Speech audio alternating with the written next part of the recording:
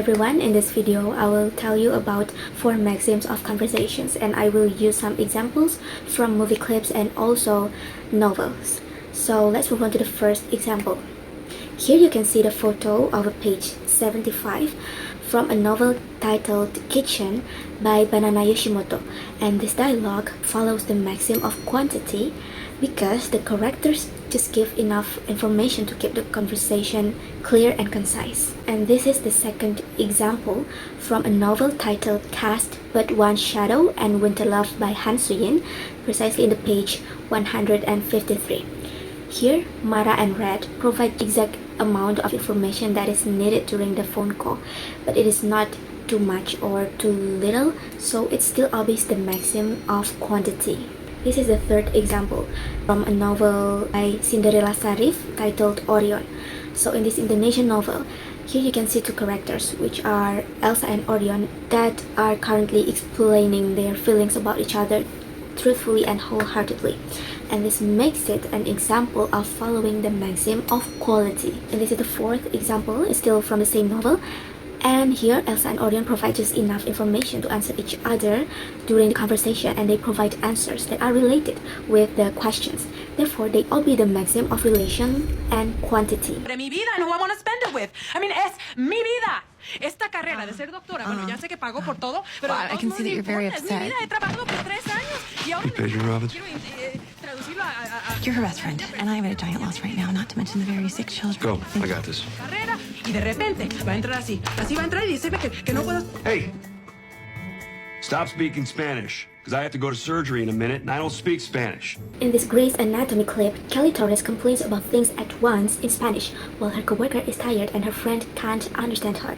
Therefore, her message becomes obscure or unclear, so she flouts the maxim of manner. Next, in Hawthorne's Peter Goldthwait Treasure, page 117, Peter Goldthwait flouts the maxim of quality by using figurative and sarcastic expressions. The dialogue also flouts the maxim of manner, as the shifting metaphors shows intentional ambiguity to achieve rhetorical effect. This is the clip from Ratatouille. I'm cutting the vegetables? No, you waste energy and time. You think cooking is a cute job, eh? Like mommy in the kitchen? Well, mommy never had to face the dinner rush when the orders come flooding in and every dish is different and none are simple and all of the different cooking times, but must arrive on the customer's table at exactly the same time, hot and perfect. So Tato speaks too much information while scolding Linguini, and because this information isn't appropriate in amount, it flouts the maxim of quantity. It's not my fault. I never wanted to be famous. Sorry, kiddo. That's not the way I remember it. But I didn't want to be famous. I wanted to go to school. Hey! It's true. All of those people cheering and applauding. I hated it. In the movie Pinocchio 2022, Pinocchio lied to Ernest John that he didn't want to be famous and he just wanted to go to school. Since Pinocchio lied multiple times, he flouts the maxim of quality. And last examples comes from the Liar Liar movie, 1997. What's up, Fletcher? Your cholesterol! Fatty! Dead man walking! Here Fletcher Reed mocks Pete, which is his co-worker, rather than answering his greeting. Thus, Reed flouts the maxim of relation.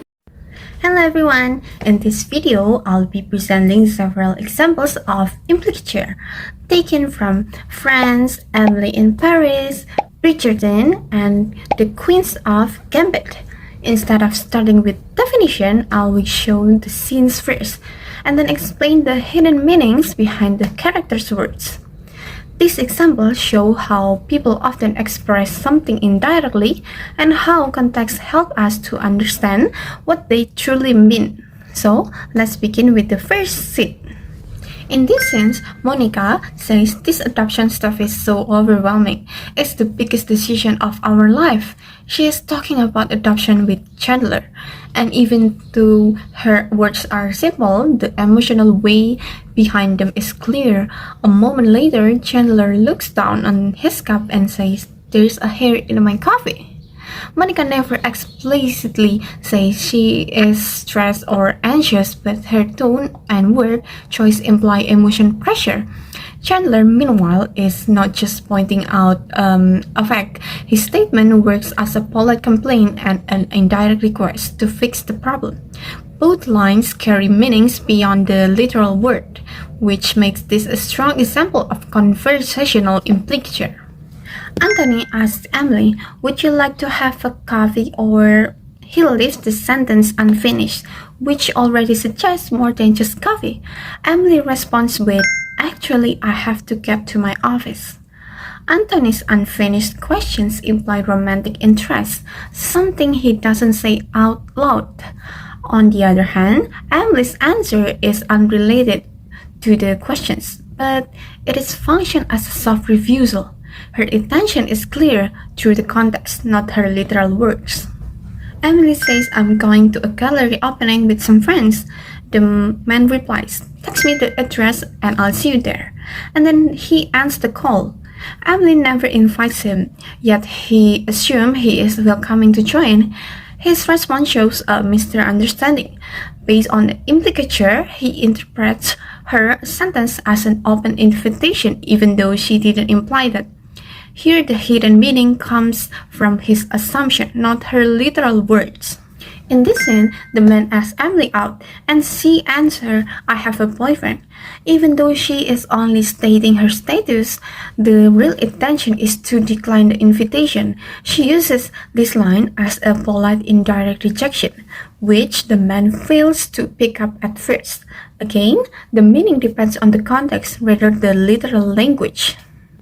Emily asks, "Do you want to have lunch?" He responds, "I have a bad stomach." The man doesn't actually want to go, but instead of refusing directly, he gives an excuse. His statement is an indirect refusal, showing how people often avoid direct confrontation by implying their intentions. The woman escapes from a man who makes her uncomfortable and bumps into another man. Trying to appear familiar for safety, she says, "Tell me your name." He replies, "Am I honestly to believe you do not already know my name?" Her question is not a real request for information. She is implying, "Please act like we know each other so I can escape the situation." His surprise implies that he expects her to recognize him. The actual meaning on both sides are understood through context, making this a clear implicature. Devin asked Simon what he was going to say earlier. He answered, "I do not recall." Of course Simon remembers, but he chooses not to continue the topic. His literal words hide the real meaning. He doesn't want to talk about it. This avoidance is understood by the audience and Devin, which is what makes it implicature. The official tells Pat, "We don't have a women's section, and then I'll put you in a beginners." Pat responds, "I'm not a beginner." The official implies that Pat is inexperienced, simply because she is a girl. Even though he never says it directly, Pat challenges this implicature by correcting him. The hidden judgment and her response reveal how social assumptions create meaning beyond the literal words. Hello everyone! So, my name is Najwa, and in this video, I will explain different kinds of sentences by looking at example and their speech acts. And the examples that I will give to you are from the movie called One Piece. And it's actually not a movie, but it's actually a serious movie. But I will give you one of the episode. So, the first example is,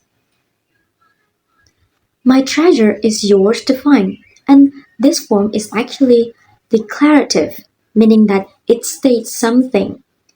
But here, it expresses generosity or permission. And this one is encouraging the listener indirectly to search. And this one is actually non-literal one because it uses metaphorically referring the treasure to something that the listener wants to search. And for the second example, "Knock it off." It's an imperative sentence with a direct speech act.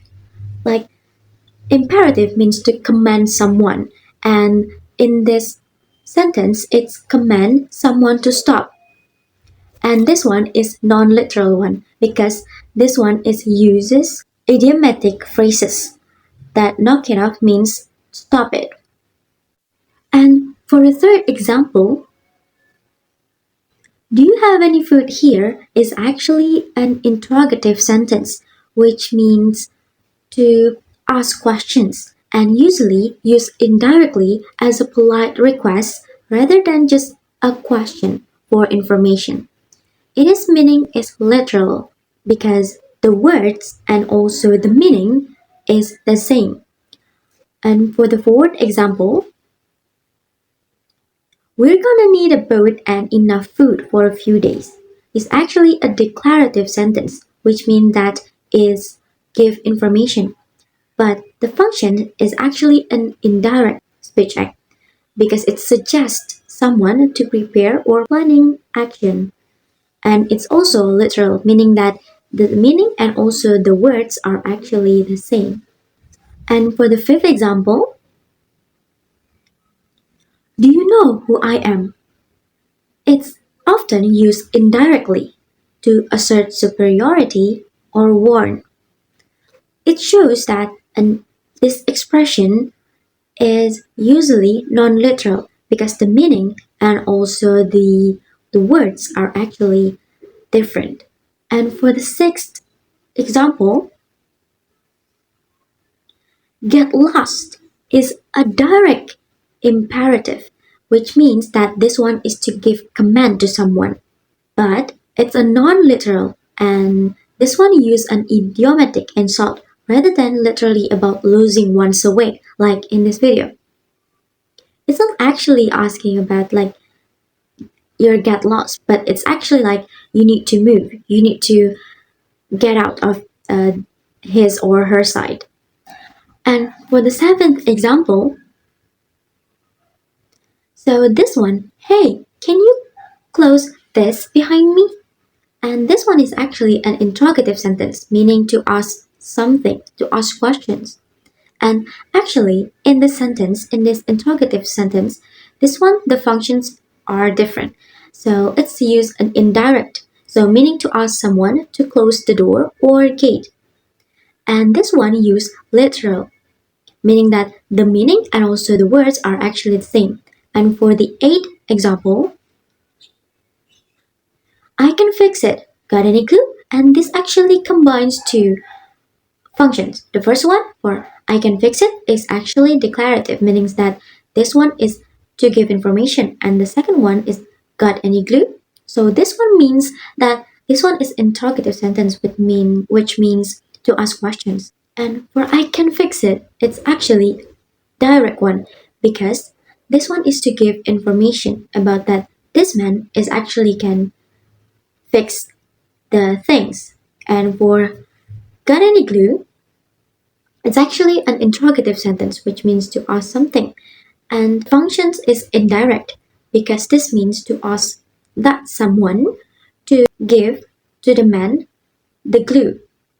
And for both of the sentences is actually use literal one because the meaning and also the words are actually the same.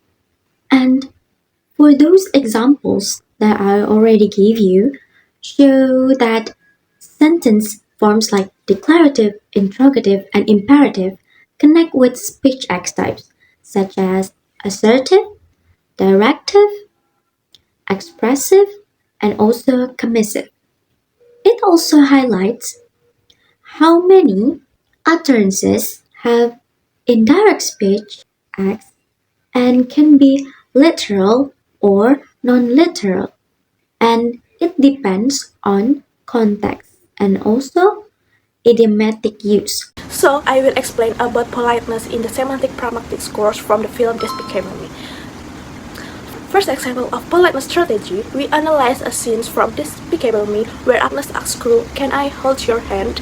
In this scene, Agnes is clearly scared, but instead of directly demanding help, she used a very polite softener request. The expression "can I" is a classic form of negative politeness because it shows that the speaker respects to listen freedom to accept. Here, Agnes minimizes the imposition by asking for permission rather than giving a command. This expresses Crew's negative face, which refers to a person's desire not to be pressured or forced. The politeness strategy helps show Agnes' polite and considerate nature, and it is also highlight the growing emotional bond between her and Crew. Okay, for the next example, I analyze off-record politeness for the carnival scene in This Became Me. At this moment, Agnes sees a stuffed unicorn and says, "Look at that fluffy unicorn!" What makes this line an off-record politeness strategy is that Agnes does not directly ask Crew to buy the unicorns. Instead, she only comments on it. Her statement is ambiguous. On the surface, she is simply describing the toy, but the hidden intention is that she actually wants to buy this unicorn. According to Brown and Levinson, off-record politeness occurs when the speaker hints at something indirectly, leaving the listener to infer the real meaning. In this example, Crew must interpret Agnes' desire based on her indirect comment. Because she never says, buy it for me, no. Agnes avoids imposing pressure on Crew. This gives Crew complete freedom to respond, which protects his negative face. The hint allows her to express her wish while still being highly polite. For the next example, I identify a belt-on-record politeness strategy from the scenes where Crew and the minions try to steal the string ray. In the film, Crew says, we take this string ray. Although the scenes use the word we, the function of this utterance is actually as direct order. Crew is not asking for permission, nor is he trying to soften the command. His tone, the context, and his authority over the minions make the meaning very clear. He is telling them to act immediately. According to Brown and Levinson, belt on record is used when the speakers want to be straightforward, efficient, and unambiguous. There is no politeness marker such as please or has from, could you? Instead, the instruction is delivered plainly because the priority is action, not politeness. In this sense, Crew simply gives a direct command without any mitigation. Therefore, this moment illustrates a clear example of belt on record politeness strategy where the speaker priority is clarity and urgency over politeness. For the next example, I analyze the scenes where Crew gets annoyed at Dave and says, Dave, listen up please! Even though the sentence contains the word please, this utterance is actually delivered in an angry tone and with an irate facial expression. In this scenes, the word please does not function as a genuine politeness. Instead, it works as a sarcastic politeness marker which actually highlights Crew's frustration rather than softening the comment. Because the tone is harsh, the expression still counts as a direct imperative. Therefore, this moment represents belt on record with a sarcastic softener, showing that Crew prioritizes urgency and authority over politeness. Okay, so the next example of positive politeness. I analyze the scene near the end of Despicable Me where Crew says, Margot, I will catch you, as she is falling from Vector aircraft. This line clearly illustrates positive politeness because Crew expressed strong emotional support and reassurance. Okay, according to Brown and Levinson, positive politeness strategies are used to make the hearer feel appreciated, valued, and emotionally connected. By promising to catch her, Crew strengthens their bond and shows genuine care protection. In this moment, Crew is not giving instruction or making a request. Instead, he directly attempts to comfort Margot by showing commitment and concern for her safety. Okay, the next example. In this scene, Agnes asks Crew, will you read us a bedtime story? This utterance is an example of negative politeness because she used an indirect question rather than a direct comment. By choosing the form will you, Agnes solved the request and minimized the pressure placed on Crew. According to Brown and Levinson, again, negative politeness protects the listener's negative face, their desire not to be forced or obligated. Agnes acknowledges Crew's authority and gives him full freedom to accept or refuse, which is shown by Crew's simple response, no. This makes the request a clear instance of negative politeness as the speaker uses a polite H question to read thus, imposition and maintain respect. Okay, for the next example, in this scene, Crew says, excuse me girls, when he needs to step away from a moment to answer the door and meet Tammy. This utterance demonstrates negative politeness, specifically the strategy of apologizing or giving notice. Crew acknowledged that his sudden departure might interrupt their playtime, so he used a polite expression to solve an imposition and show that he is aware of the girls' needs. By notifying them before leaving, Crew shows consideration and respect for their feelings even though he is a caretaker and has authority to walk away without explanation, choosing to say excuse me, reflect growing care and politeness. Okay, for the last example. In this scene, Crew says, Miss Hattie, what are you doing here? When he unexpectedly finds her at his door. This line reflects negative politeness, specifically the strategy of asking for clarification to solve an potential confrontational question. Instead of demanding why are you here, Crew frames his surprise in a more than polite, indirect way so it doesn't sound accessory or rude. By addressing her as Miss Hattie, he maintains social distance and keeps the interaction formal and respectful. This polite phrasing allows him to express confusion without creating tension, making the question less threatening and more socially acceptable.